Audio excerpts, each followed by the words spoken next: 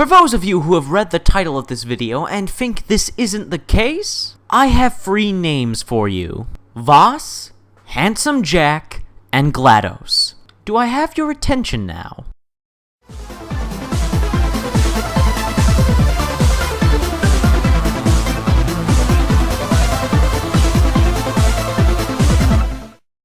Hey! Hi! How you doing? This is the Gamertron and welcome back to the Gamertron Show, my fellow villain enthusiasts.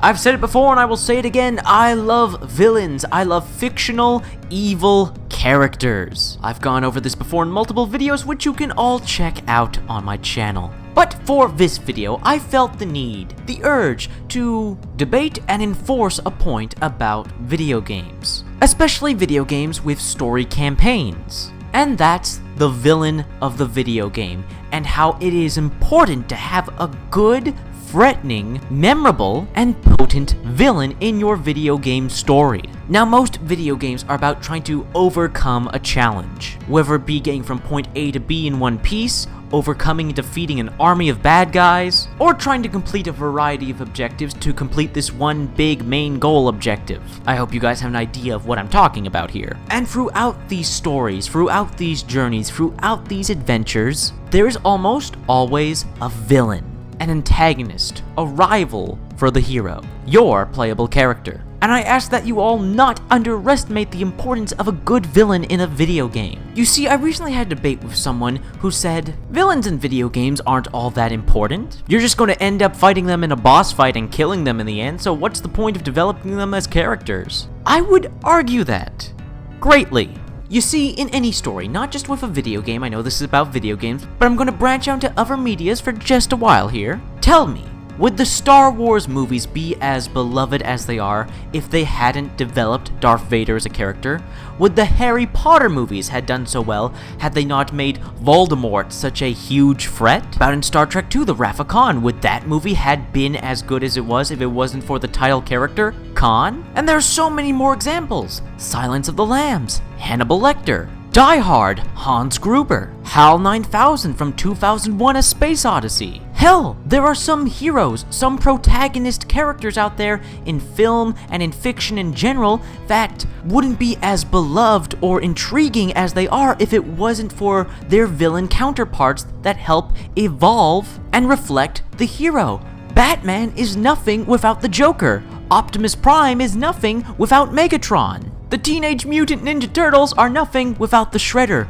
These characters need this villain that is the exact opposite of them, because then it emphasizes the traits we adore about these protagonists when they are being challenged by this antagonist that counters them in many ways. And the same applies for video games. Far Cry 3 wouldn't be as lauded a game as it is if it wasn't for Voss.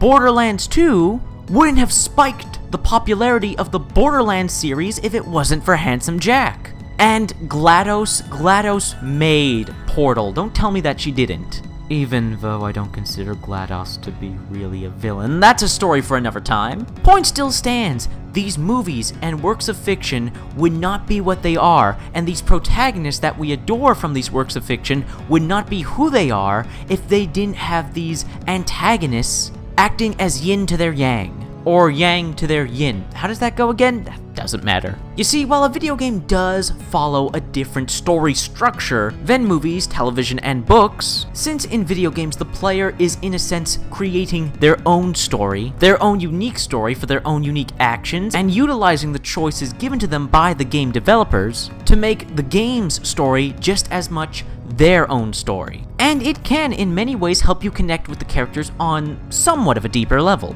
especially the villain. Because the villain isn't just threatening and challenging the protagonist. Since you're playing as the protagonist, he's threatening and challenging you. So not only is this having an effect on the emotions of the protagonist, but it's also having an effect on you, the player. When the villain does something to hinder your objective or slow you down, you grow an animosity to the villain as much as the protagonist. I think a great example would have to be the villain Zeniac from Saints Row 4. No matter how far you progress in the story, no matter how many friends you rescue, or how much more powerful you get, Zeniac is always fucking with you, one way or another. He guilt trips you. He undermines you. He tricks you. He messes with your stuff. You Senior, you leave this marquee alone! How is he in the radio? You leave this marquee out of this! You say he's just a friend. You got what I need! And you say he's just a friend! And you say he's just a friend! Hell no! Zinyak fucked with Biz Marquee. Man, I can't wait to kill that bitch!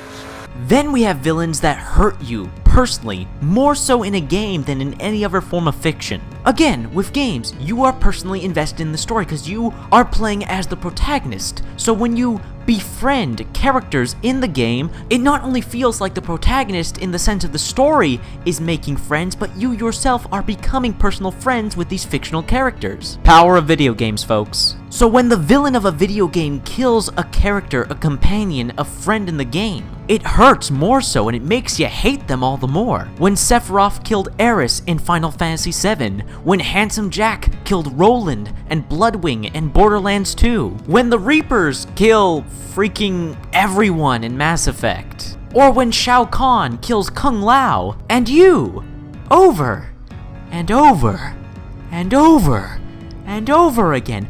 Fuck you, Shao Kahn, you fucking cheap-ass prick. Let's see you fight me without that cheap-ass hammer of yours. Ugh, sorry. Shao Kahn PTSD coming back. Now, in my personal opinion, I find with video game villains, you can get far more creative with motives and design and all these other neat little aspects about villains that you can't really do in movies and television. Or at least it's rarely done. Such as with villains like Andrew Ryan from BioShock. He is one of my favorite video game villains of all time. But not because he's necessarily evil, but because of how much I agree with him. I agree with his ideals, with his opinions. He has such a powerful presence and such fortitude behind his words that you want to follow this guy to the bottom of the sea to experience his dream of rapture. Then we have a unique villain from my favorite video game of all time, Divinity Dragon Commander, Corvus. A demon who is the heart, the very heart of your ship,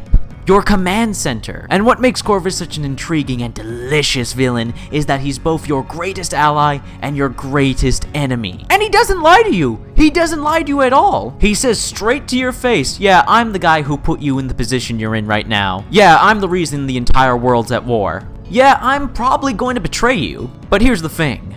I got what you need. Power. And it is so tempting. It is so tempting to make a deal with Corvus and take that power in order to defeat your current enemies, knowing in the back of your head, your true enemy is literally right behind you. Then we have a character like Captain Martin Walker from Spec Ops: The Line. Now some of you are going, what the hell? Captain Martin Walker? Isn't he the protagonist and playable character of Spec Ops: The Line? Well, that's all I'm gonna say. If you haven't played Spec Ops: The Line just yet, you really should. Why haven't you played Spec Ops: The Line yet? Go play Spec Ops: The Line. Do it. Do it! Do it! Just do it!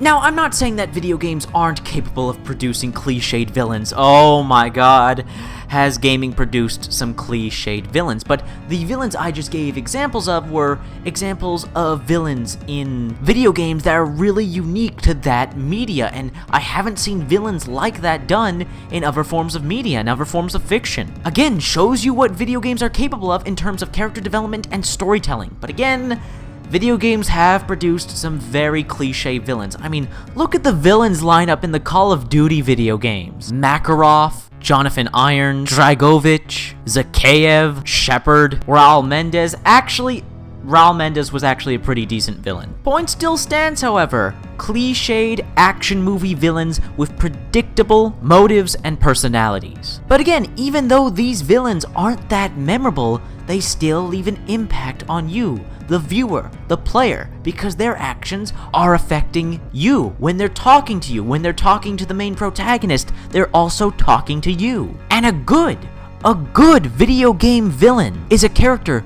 that you will love to hate, or hate that you love them so much. A good video game villain can be the driving goal for you to complete the story, to face them, to stop them. to overcome the challenge they present. So I ask you, do not underestimate the importance of good villains in video games. And that's all I have to say.